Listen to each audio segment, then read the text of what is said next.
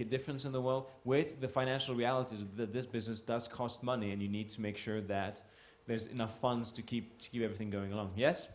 Yes. Okay. Does that answer your question, Patrick, in a sense?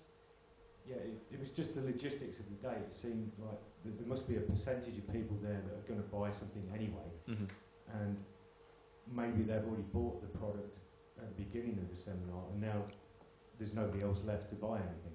Got it. You're right. I guess that can happen, and at the end of the day, it's all about the value that's delivered and the value within each offer. We had a lot of people that bought 2 or 3 different packages, even 4 packages. Out of 800 people there, on average, we had 165 orders. 165 people bought. So, does it depend? Yes, I guess. I mean, at the end of the day, some people might have bought the first package or first couple of packages. If they really liked the third package at the end of Sunday, they could have canceled the other 2 and say, oh, no, I'm going for that one. So, I guess sometimes maybe it works in that way. But we definitely kept some of our best speakers for Sunday, and they actually insisted that they wanted to close the event, or that they wanted to be there on Sunday. So yeah, I mean, there's a lot of people vying for the first places on Saturday morning and Sunday morning or Saturday afternoon kind of thing. But ultimately, it comes down to how good is the offer. If you've got an offer where you're giving away £20,000, £30,000, £60,000, it's only £2,000 or £3,000. Who here would spend £2,000 to get £60,000? Yes. Okay. It just makes sense. It just makes sense as an investment. So, I think what happened was that 2 or 3 of the speakers, they didn't have enough value in their offers, especially compared to the 6 or 7 other speakers. So I think that's more a case of what happened. Let's get the microphone back to Margaret.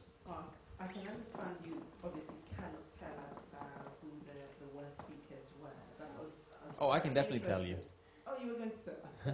I'm very interested to know I was going to ask who the best speaker was, but just to make it general, who the 2 best speakers were at the last event. Sure, I have no problem sharing this information. As soon as I said that, I thought to myself, one big challenge, but no, it's okay. To give you an idea, here's how it panned out approximately. So £402,000 in sales. I think we had about £50,000 in cancellations within the next few days. $110,000 Internet Marketing Center. £125,000 Brian Ellis. Brian Ellis sold 50 packages at £2,500. He got on stage. I don't even know what it was. It's some kind of property thing. Yeah. I'd never heard of him. I said to Frank, are you sure? Who is this Brian Ellis guy? I don't know. He said, I trust this guy. I know this guy. He's going to be awesome. He's a friend. He's spoken at this event. He's spoken at that event. He's great. I want him at the event. And at the end of the day, I left it down to Frank to select the speakers. I had my hands full with the logistics and the marketing, getting people to the room. So I let Frank take care of all that.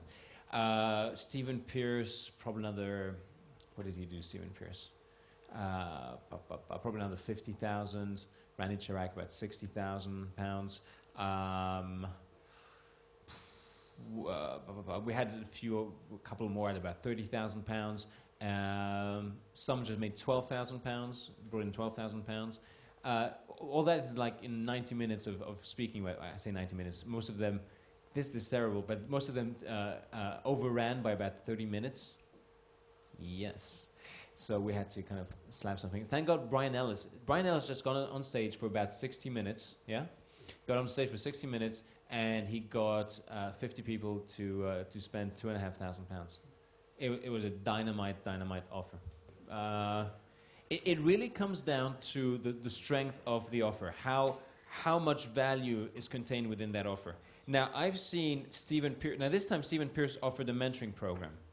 I've seen Stephen Pierce offer his business in a box, ebook business in a box kind of thing package, where he basically comes on stage and he's got these suitcases, and within the suitcase there's a ready-made ebook and a website and a sales letter and the autoresponders. It's all ready. Your own internet web business ready for you to just plug in and go. All you need to do is drive traffic to it.